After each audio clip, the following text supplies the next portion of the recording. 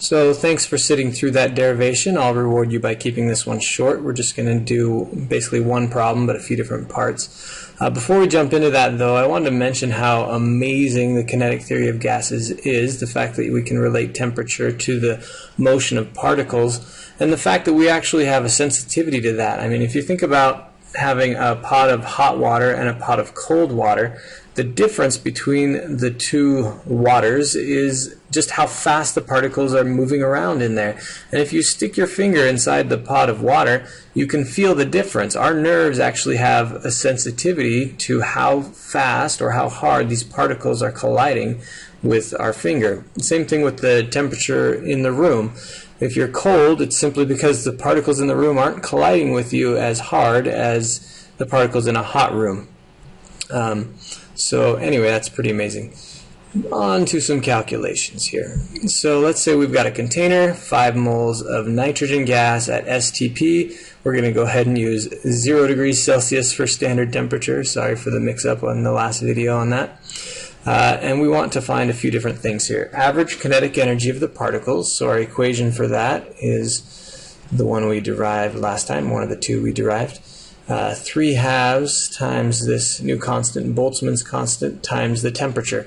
Now you notice there's no indication for moles or number of particles or mass or anything like that. So it actually doesn't matter that it's nitrogen gas. This could be any gas as long as it is at the same temperature. That's all that matters for calculating the average kinetic energy.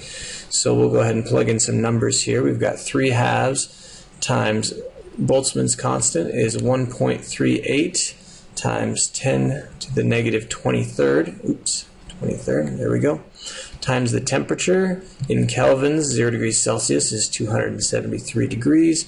So we get that each little particle has a tiny, tiny bit of kinetic energy equal to 5.65 times 10 to the negative 21st joules of energy. So not a lot. But now if we want to find the total thermal energy, and by thermal energy we mean the total of all of these little kinetic energies, because that's what thermal energy is. It's just the kinetic energy of each little particle. So in order to do that, E total, it's going to be the average kinetic energy, so that's the energy per particle, times the number of particles. This isn't the number of moles, it's how many total particles there are. So in order to get there, we can take this number here, the average kinetic energy that we already found, and then we need to take, we have 5 moles, so to find the number of particles from the number of moles, we need to take the number of moles times Avogadro's number, because that's the number of particles per mole, 6.022 times 10 to the 23rd, and we get significant amount of energy because we have a whole lot of particles, 17,000 joules, 17 kilojoules of energy in that gas. Alright, the last calculation we're going to do is the average speed of the particles. I'm going to scoot over here because I might run out of room. So that is the RMS speed that we talked about in the previous video, at least if we didn't skip the video. I know some of you did. Terrible, terrible people. Alright, so it was root 3 kT over m. Now this m here was the mass of a single particle, so we're going to have to do a little bit of thinking about that. So 3 times 1.38 times 10 to the negative 23rd times the temperature is 273. So that part is nice and easy. Now for the mass, we've got the mass of a single molecule of nitrogen. On the periodic table it tells us it's 14 grams per mole, and we have to multiply this by 2 since we've got 2 atoms in a molecule.